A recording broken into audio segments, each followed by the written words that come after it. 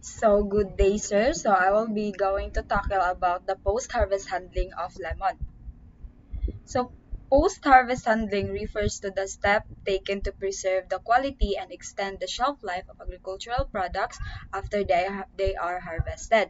So post-harvest handling plays a critical role in maintaining the quality, shelf life, and in ensuring the marketability. So the proper handling reduces losses due to spoilage, physical damage, physiological changes, and ensures to reach the consumer in a good condition and reduce post-harvest losses.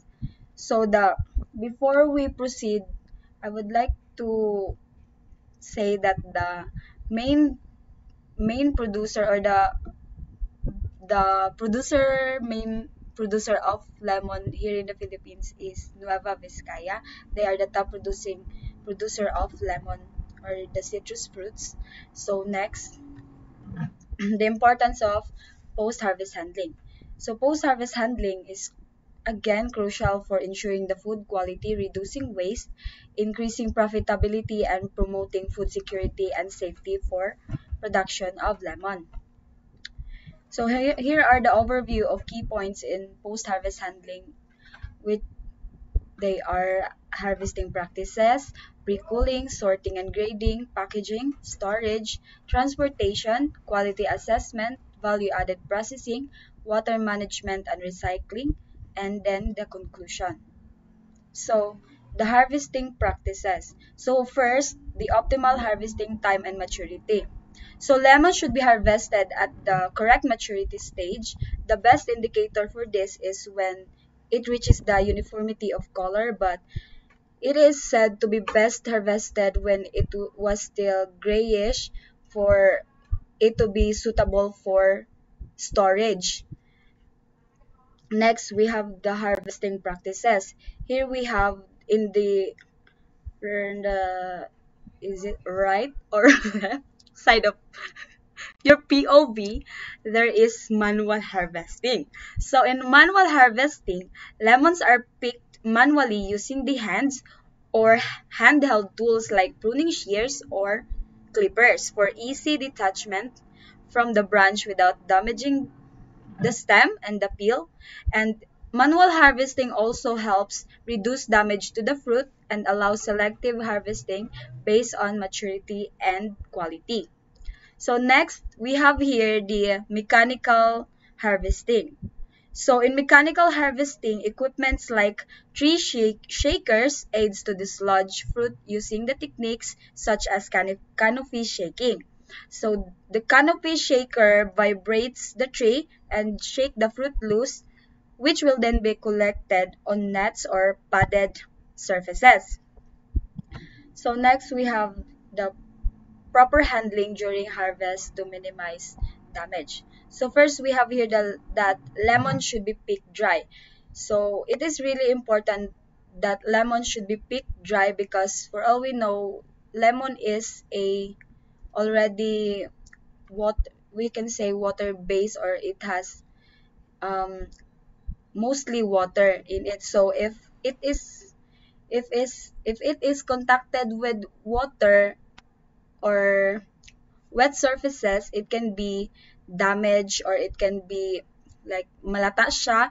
So next is lemon should be picked carefully so to avoid bruises or avoid cuts in the peel of the lemons to avoid waste products. So next is the use of proper container. Again, to to minimize damage, we need to use proper containers for storage of the lemon. Next is the important is trained workers. So it is really important to have trained workers when it comes to handling in lemon because again to minimize the damage of the lemons. Next is we have the pre-cooling. So pre-cooling is the process of rapidly reducing the temperature of produce or other perishable goods after harvest or before to maintain their quality, extend their shelf life, and minimize spoilage, especially on fruits such as lemons, vegetables, and other temperature-sensitive goods. So, rapid cooling is essential because it slows down the deterioration process of the fruit. Next, we have the methods of pre-cooling. First, we have the hydro-cooling. So, hydro-cooling is the process of this is the produce are being soaked in cold water to slow down deterioration and minimize its temperature or maintain the temperature and freshness of the fruit. Next is we have the forced air cooling. So products are being stored in a temperature controlled facility to ensure maintained temperature. Next is sorting and grading. Sorting and grading is the process of classifying produce or materials based on quality, size, or the other criteria to improve the commercial value and uniformity of the product. And it also helps facilitate uniformity to production. Next, the grading. Grading is a step further than sorting, where produce is categorized into quality grades based on the quality, ripeness, weight, and specific standards set by the industry or regulatory body. Example is the USDA. Grading ensures uniformity for marketing and export. Here are the grading standards and criteria for lemons. So lemons are graded based on maturity, firmness, and fairly well formed, smoothness of the peels or the overall body of the lemon, and also its color. Next is the methods for sorting and grading. Here we have the manual inspection, the fruit selection board, weight sorting, and mechanical method of sorting. Next, the packaging. So packaging help ensures quality preservation, reduce loss, improves product marketability, preventing bruises for lemons are prone to damage during transport and handling to proper packaging provides cushioning and minimize impact. So this we have two types of packaging, which is the bulk packaging and individual packaging. So in ay, wait. So in the individual unsa naman ni? Wait.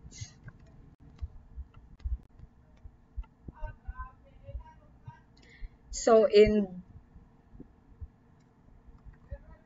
for bulk packaging, here we use sacks, these plastic crates and cartons. This is mainly used for mass production or for transportation to avoid damages. Next, we have the individual packaging. Individual packaging is a method of packaging products separately for individual consumers. This is mainly seen in markets, in grocery stores. Yes. Next, we have the factors to consider in packaging lemon. First, we have the ventilation. So lemon needs proper ventilation to ano to maintain the temperature and slows down the deterioration or the ano kanang ang iyahang water content sa lemon is para dili kay siya mag-evaporate. So need siya proper ventilation. Next, we have the cushioning. So lemon needs proper cushioning again to avoid bruises, avoid damages to the fruit. Next is the temperature control. In temperature control, we mainly use these facilities or this air forced air facilities is mainly used. Next, we have the storage.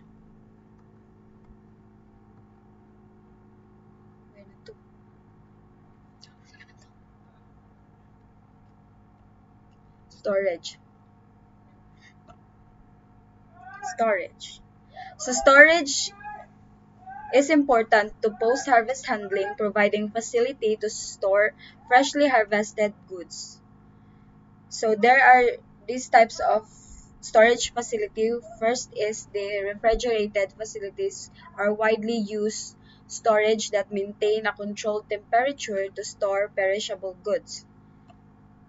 The other one is the controlled atmosphere facilities. So lemon are best stored at temperature between 10 to 13 degrees Celsius and proper cooling is essential. Having this 85 to 90% relative humidity is important to avoid freezing temperature, to prevent chilling injuries. Controlled atmosphere storage or CAS with reduced oxygen and increased carbon carbon dioxide levels can prolong freshness. So storage condition, temperature. Lemon should be stored at temperature between 45 to 54 degrees Fahrenheit or 7 to 12 degrees Celsius. The humidity, lemon should be stored at a relative humidity level of 90 to 95%. Ventilation ensures to have proper ventilation to avoid mold and mildew growth. Next is transportation. So these pictures here are the main vehicles that are used for transportation. So for long distance transportation, use refrigerated vehicle for long distance transport. Minimize transit time to reduce exposure to stress factors like temperature fluctuation. For short distance transport, the main vehicle used here in the Philippines is we can observe those jeepneys from farm to market transportation. Next, we have the quality assessment. So quality assessment, conducting regular inspection to identify and remove affected fruits, monitor temperature, humidity, and gas composition during storage and transport.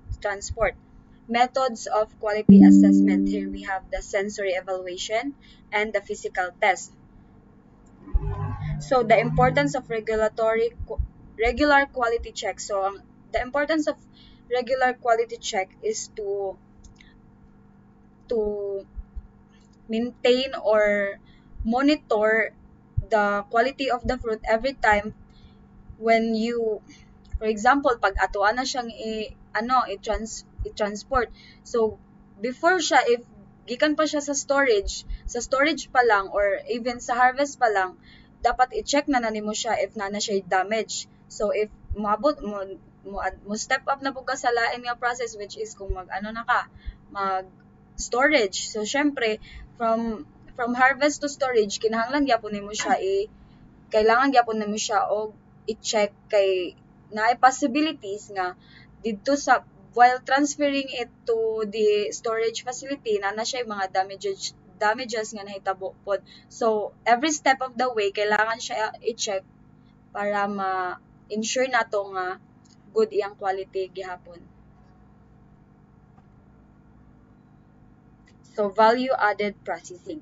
Value-added processing in post-harvest handling of lemon involves enhancing the value of the fruit by transforming it into various products that appeals to different consumers' needs.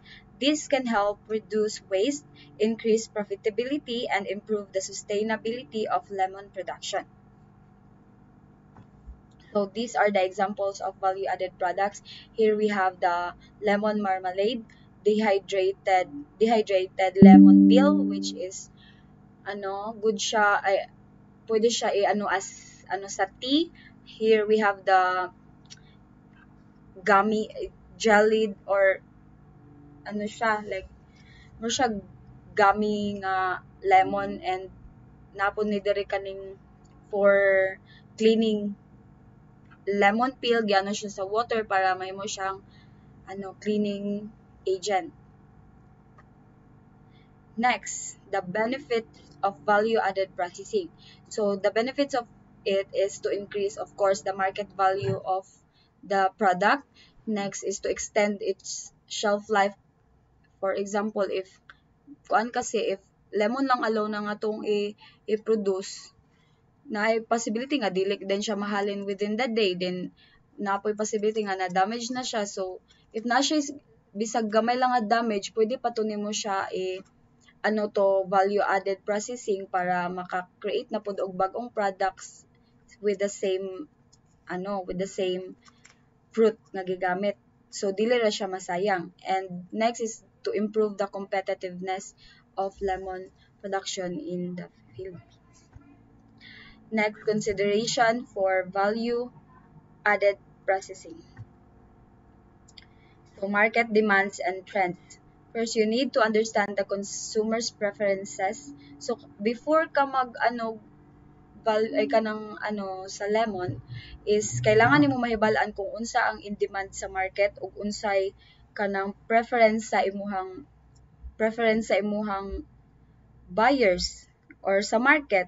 So para dili masayang ang imuhang produce, and para nanapoy direct nga direct nga mukuha sa imuhang product based sa ilahang preference. So next is product range. Kung sa sa product range is it's important na kabalo ka og paunsa nimo imong product, like again parehas sa value added processing. So if you have the knowledge to add value to your product, it is probably be good to the market demands and trends because you have the knowledge for this product range. Next is the quality control.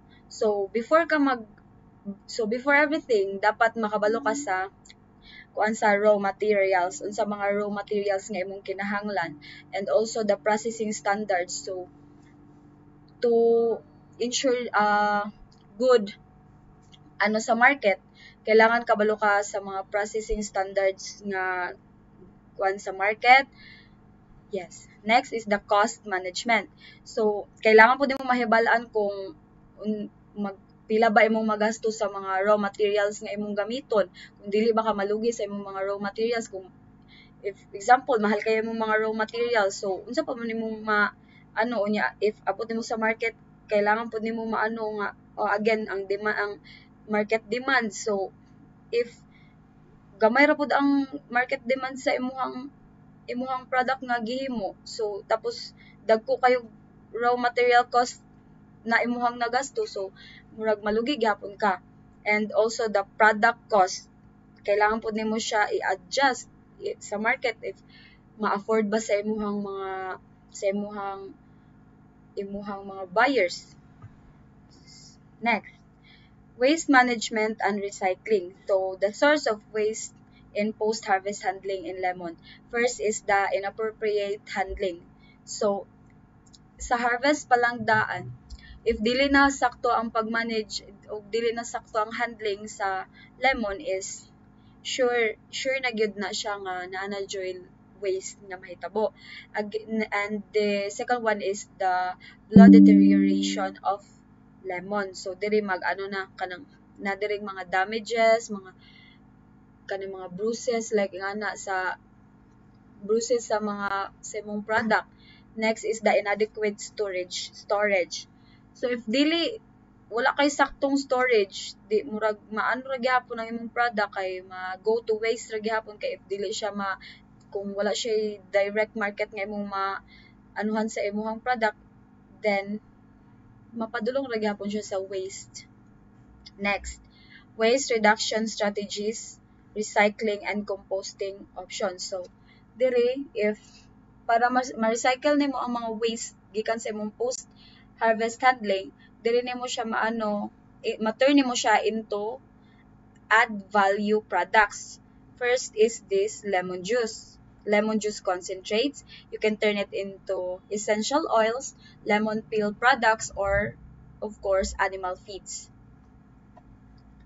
Next, we have the waste management.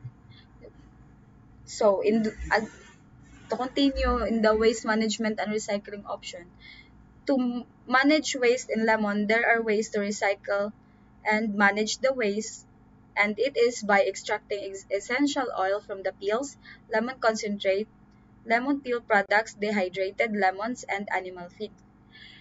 Challenges and future trends in post-harvest handling of lemons. So the challenges are quality maintenance, disease management, infrastructure limitation, labor, and technology gap.